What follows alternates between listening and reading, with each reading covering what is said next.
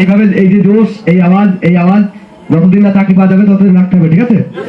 যাতে লোকে না বলে যে আমাদের একাডেমির মানুষের কি হয়। আমি বলেছিলাম না, আমাদের ট্রেনিং সেন্টারে যাওয়ার সময় ট্রেনিং সেন্টারের সামনে একটা ইগল আছে, তার মাথা ঝুঁকানো, মানে যে যায় সে মাথা ঝুঁকিয়ে।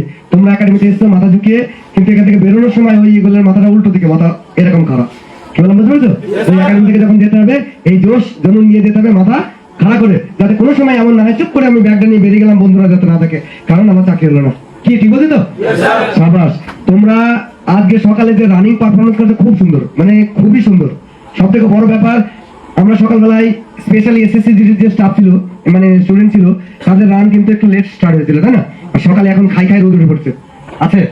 আর তার সঙ্গে উমোস যাকে বলা হয়, যাবা পদে চাকরি করবা, উমোস শব্দের অর্থ বুঝে যাবা, এটা গুমসু গরম, অক্সিজেন কমপ্লিটলি ভিতরে যায় না, এটা গরম ভাব, দাঁড়িয়ে থাকলে গা ঘামা। সেই পরিস্থিতির মধ্যে আজকে আমাদের যে স্টুডেন্ট 20-21 মিনিটের মধ্যে দৌড়িয়ে আসছে, ভীষণ, মানে তাদের সবার জন্য, যারা 22, 23, 24 যারা পাস করছে সবার জন্য একবার ক্লাম্পিং। তারপর কিছু জিনিস আজকে লক্ষ্য করলাম যে যারা অনেক, মানে মোটামুটি 27-28 মিনিটে আসতো, তারা 26 মিনিট 25 মিনিটের মধ্যে কভার করেছে। অনেক, মানে এটা একটা বিশাল বড় অ্যাচিভমেন্ট যে আমরা ঠিকঠাক ট্রেনিং দিচ্ছি, এবং ইন ফিউচার এখন আর 1-2 মাস আছে, 1-2 মাসের মধ্যে আমাদের ভাইরা আন্ডার 24, আন্ডার 23 ইয়া আন্ডার 22 এর মধ্যে আসবে। এদের জন্য একবার তালি মারো যারা এত সুন্দর মেহনত করেছে। একটা হিন্দিতে কাহাবত আছে, कोई भी लक्ष्य बड़ा नहीं जो डरा नहीं वो हारा नहीं, कोई भी लक्ष्য बड़ा नहीं जो डरा नहीं वो हारा नहीं।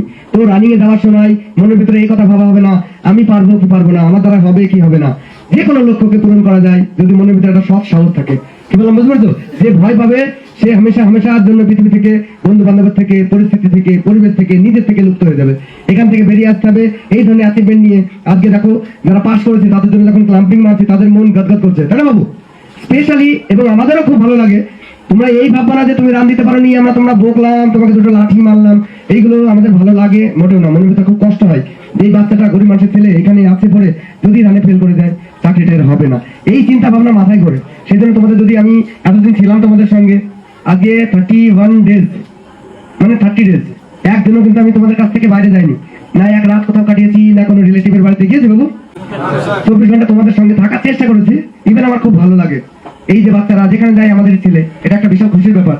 যদি বাড়ি থেকে বেরিয়ে আসি, সাধুবাজারে ঢোকার আগে এপাশে তাকাই ভাই, এপাশে তাকাই ভাই, ওইদিকে এগিয়ে যাও ভাই, বাজারে যাচ্ছি আমাদের ছেলে, করিগাছি পানে যাচ্ছি আমাদের ছেলে, যেদিকে যাচ্ছি, এটা একটা বিশাল বড় ব্যাপার, ঠিক আছে? আর সবাই কোথায় থেকে এসে একটা ছোট্ট বন্ধনের মধ্যে বেঁধে আছে, আপোষে মেল মেলা ভালোবাসা, যেটা খুঁজে যাবা, যেদিন ট্রেনিং সেন্টারে যাবা সেদিন বুঝবা।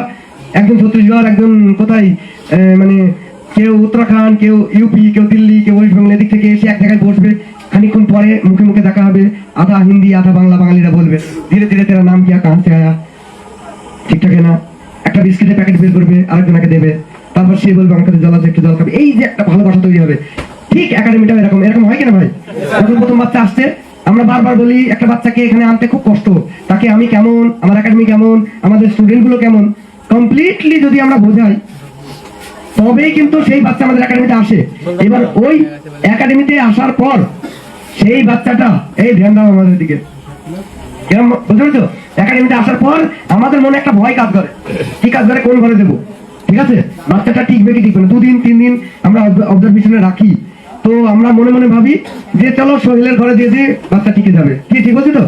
বা চলো এই আজির ঘরে দিয়ে দিই, বাচ্চা এই কি বলে বাবু নাম্বার, হ্যাঁ বিপ্রদীপ, এর ঘরে দিয়ে দিই, বা যে কোনো একটা বাচ্চার ঘরে দিই, সার্ভিসদের ঘরে দিই।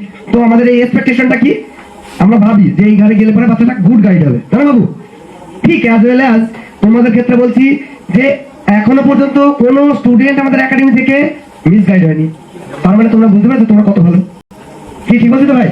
এখনো পর্যন্ত কোনো স্টুডেন্ট মিস গাইড হয়নি, যে মিস গাইডে আমাদের একাডেমি লেফট করেছে, সে আমাদের এখান থেকে এসেছে, রাতে এসে সকালে পালিয়ে গেল মিস গাইডের জন্য।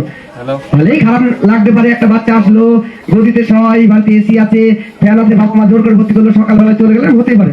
কিন্তু বাচ্চাটা আসার পরে তোমরা মিস গাইড গেলে এখানে কিছু হবে না, এখান থেকে চলে যেখানে থাকলো, এই কথাগুলো তো আমরা এখনো শুনিনি। তার মানে তোমাদের কত বড় ভালোবাসা আমাদের প্রতি আছে, আমাদের একাডেমির প্রতি আছে। ইভেন আমাদের ভালোবাসা তোমরা বুঝতে পেরেছো, তার জন্য তোমরা এই অনলাইনটা করো না, তাই না ভাই? তো এবার তোমাদের নিজের জন্য একবার তালি মারো, সাবাস।